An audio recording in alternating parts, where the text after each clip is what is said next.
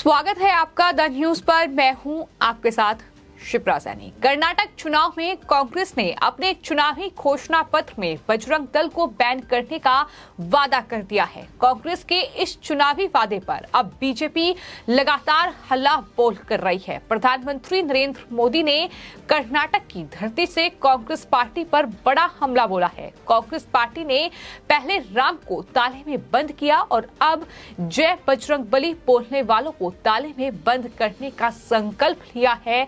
ये बड़ा हमला प्रधानमंत्री नरेंद्र मोदी ने कर्नाटक की धरती से ही कांग्रेस पार्टी पर बोला है। दरअसल कांग्रेस ने कर्नाटक के लिए अपना घोषणा पत्र जारी कर दिया है, जिसमें वादा किया गया है कि अगर कर्नाटक में कांग्रेस की सरकार बनती है तो पीएफआई और बजरंग दल को बैन किया जाएगा। जिसके बाद अब प्रधानमंत्री नरेंद्र मोदी ने कांग्रेस का दांव उनके ही खिलाफ इस्तेमाल कर दिया है। जी हां, कर्नाटक के होसपेटे में चुनावी जनसभा को संबोधित करते हुए प्रधानमंत्री नरेंद्र मोदी ने यह कहा कि आज हनुमान जी की इस पवित्र भूमि को नमन करना मेरा बहुत बड़ा सौभाग्य है और दुर्भाग्य। देखिए, मैं आज जब यहाँ हनुमान जी को नमन करने आया हूँ तो उस वक्त कांग्रेस पार्टी ने अपने मैनिफेस्टो में बजरंगबली को ताले में बंद करने का फैसला लिया है।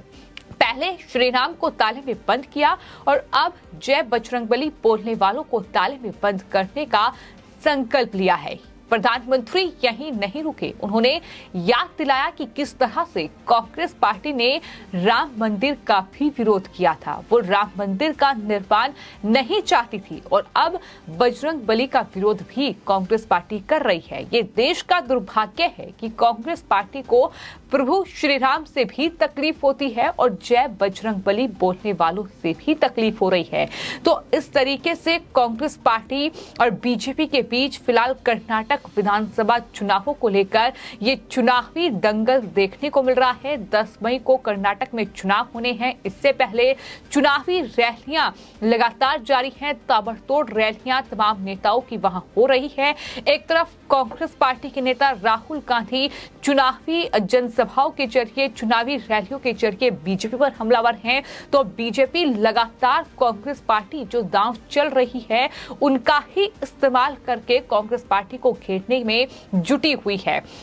जिस तरीके से कांग्रेस पार्टी ने अपना घोषणा पत्र जारी किया, इसमें बजरंग दल को बैन करने का वादा कर्नाटक की जनता से किया और इसको लेकर अब बीजेपी समेत तमाम जो हिंदू संगठन है, खासतौर पर उन्होंने कांग्रेस पार्टी के खिलाफ हल्ला बोल दिया है और कांग्रेस पार्टी पर तुष्टीकरण की राजनीति करने का आरोप लगा दिया है।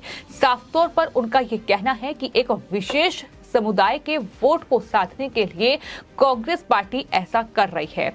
तो अब प्रधानमंत्री ने ये कहा है कि कांग्रेस ने पहले श्री राम को ताले में बंद किया और अब जय बजरंगबली बोलने वालों को ताले में वो बंद करना चाहती है। ये बड़ा बयान एक रैली के दौरान प्रधानमंत्री नरेंद्र मोदी ने दिया था। साथ ही हिंदू संगठन जो हैं वो लगातार ये कह रहे हैं कि कांग्रेस ने पीएफआई के साथ बजरंग दल की तुलना की है। यानी कांग्रेस ने एक तरफ ये भी अपने मैनिफेस्टो में कहा है कि वो पीएफआई पर भी बैन लगाएंगे अगर उनकी सरकार कर्नाटक में बनती है। आपको ये बता दें कि पहले ही पॉपुलर फ्रंट ऑफ इंडिया, जो कि एक आतंकी संगठन माना जाता है, उस पर केंद्रीय गृह मंत्रालय बैन लगा चुका है। बावजूद इसके कांग्रेस पार्टी ने ये दांव खेला है, लेकिन बीजेपी ने इसे अब कांग्रेस के खिलाफ ही इस्तेमाल किया है। तमाम जो संगठन हैं अब वो कांग्रेस पर हमलावर नजर आ रहे हैं और लगातार ये आरोप लगा रहे हैं कि पीएफआई के साथ बजरंग दल की तुलना कांग्रेस पार्टी ने की है और विश्व हिंदू परिषद ने भी इस पूरे मामले को लेकर बयान दिया है और कहा है कि वो सभी लोकतांत्रिक तरीकों से इसका जवाब देंगे। तो ये बड़ी बात जो है विश्व हिंदू परिषद की ओर से भी कही गई। लगातार ये हल्ला बोल जो है ये कर्नाटक में जारी है और इन सब के बीच विश्व हिंदू परिषद के अंतर्राष्ट्रीय महासचिव सुरेंद्र जैन का बयान सामने आया है। उन्होंने कहा है कि ये दुर्भाग्यपूर्ण है कि कांग्रेस ने आज बजरंग दल की तुलना देशद्रोही और प्रतिबंधित पीएफआई से कर दी है। देश की जनता इसे बिल्कुल स्वीकार नहीं करेगी। बजरंग दल इस चुनौती को स्वीकार करता है और सभी लोकतांत्रिक तरीकों से इसका जवाब बजरंग दल देगा। ये वीएचपी की ओर से बड़ा बयान सामने आया है।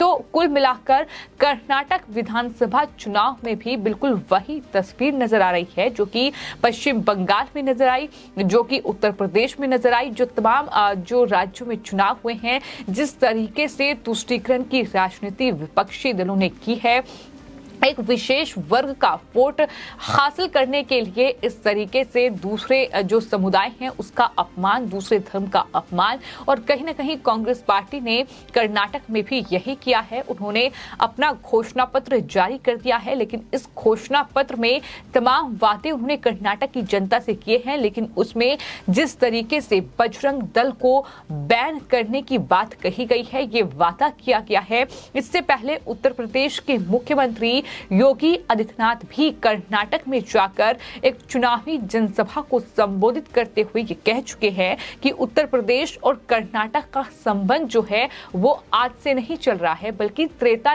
युग से है। और उन्होंने इस बात का भी जिक्र किया था कि भगवान श्री राम को जो अनन्य सहयोगी के रूप में अगर कोई मिला था तो वो थे बजरंग बली, वो थे हनुमान जी। और सीएम योगी ने भी इस बात की चर्चा की थी कि किस तरीके से उत्तर प्रदेश और कर्नाटक का घनिष्ठ संबंध है, यानी भगवान हनुमान की धरती कर्नाटक, जिस पर बजरंग दल को बैन करने की बात कांग्रेस पार्टी कर रही है। तो ये चीजें दिखाती हैं कि कांग्रेस पार्टी आखिर किस राह पर अपनी राजनीति कर रही है, किस राह पर वो वोट चाहती है, किस राह पर वो सियासत कर रही है। ये तमाम चीजें अब बीजेपी की ओर से तमाम चुनावी जनसभाओं के जरिए गिनाई जा रही है। आपको ये बता दें कि बजरंग दल जो है वो जाहिर तौर पर एक हिंदूवादी संगठन है, लेकिन पीएफआई से उसकी तुलना करना और उस पर यह आरोप लगाना कि दरअसल वो धर्म की आड़ में नफरत फैलाता है, वो हिंसा को बढ़ावा देता है, वो दरअसल तमाम चीजें जो हैं वो कर रहा है, उस पर कई तरह के आरोप जो कांग्रेस पार्टी की ओर से लगाए गए हैं, ये गलत है। ये तमाम हिंदू संगठन कह रहे हैं और लगातार इसको लेकर अब विरोध प्रदर्शन का दौर भी शुरू हो गया है। ना सिर्फ कर्नाटक में अब चुनावी मुद्दा ये बन चुका है, बल्कि इसके अलावा अब देश भर में जो बजरंग दल के कार्यकर्ता हैं वो काफी गुस्से में हैं। तमाम जो हिंदू संगठन हैं वो काफी गुस्से में हैं कि आखिर कांग्रेस पार्टी इस तरीके से पॉपुलर फ्रंट ऑफ इंडिया, यानी एक तरफ एक जो है आतंकी संगठन जो कि भारत में बैन हो चुका है, इसकी तुलना जो है बजरंग दल से कैसे की जा सकती है, इसको लेकर जो गुस्सा है, नाराजगी है, वो बढ़ रही है। बीजेपी भी अब कर्नाटक के इस चुनावी घमासान में कांग्रेस पार्टी ने जो दांव चलने की कोशिश की थी, अब उसके ही खिलाफ इस्तेमाल करके कांग्रेस पार्टी को हराने की योजना वहां तैयार की है।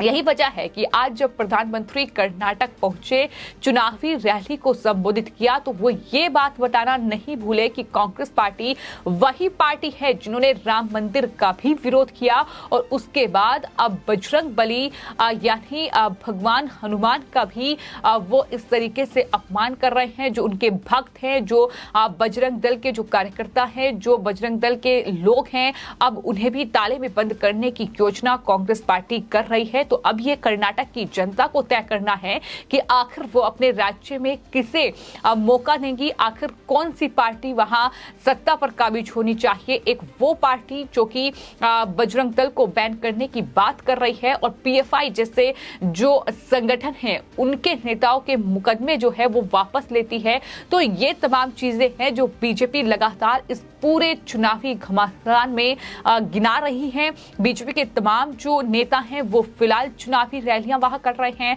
और कर्नाटक चुनावों को लेकर जो सियासी बयानबाजी का दौर है वो अब चरम पर पहुंच चुका है। ये तो कांग्रेस पार्टी का चुनावी घोषणा पत्र में किया गया वादा है, लेकिन वहीं जो बयानबाजी का दौर है वो भी लगातार जारी है। लगातार जो जहरीले बोल है नेताओं के वो सामने आ रहे हैं, जहां एक तरफ कहीं ना कहीं समुदाय, धर्म और जाति को लेकर राजनीति चरम पर है, तो वहीं प्रधानमंत्री नरेंद्र मोदी से लेकर तमाम जो नेता हैं वो भी जो कहीं ना कहीं उनके बोल हैं वो बिगड़ते जा रहे हैं। जिस तरीके से निजी जो हमले हैं, जो टिप्पणियां हैं वो लगातार बोली जा रही हैं, फिर चाहे वो जहरीले सांप वाला बयान हो या फिर नालायक बेटे वाला बयान हो या विष कन्या वाला बयान हो, ये तमाम बयान बताने के लिए काफी है कि किस तरीके से कर्नाटक का ये चुनावी घमासान जीतने के लिए तमाम पार्टियां जो हैं वो फिलहाल कर्नाटक चुनाव में जान फूंक रही हैं, लेकिन कांग्रेस पार्टी कहीं ना कहीं अपने ही बुने जाल में फंसती नजर आ रही है। फिलहाल आपकी इस पूरे मामले पर क्या राय है, हमें कमेंट बॉक्स में जरूर लिखें और चैनल को सब्सक्राइब करें। धन्यवाद।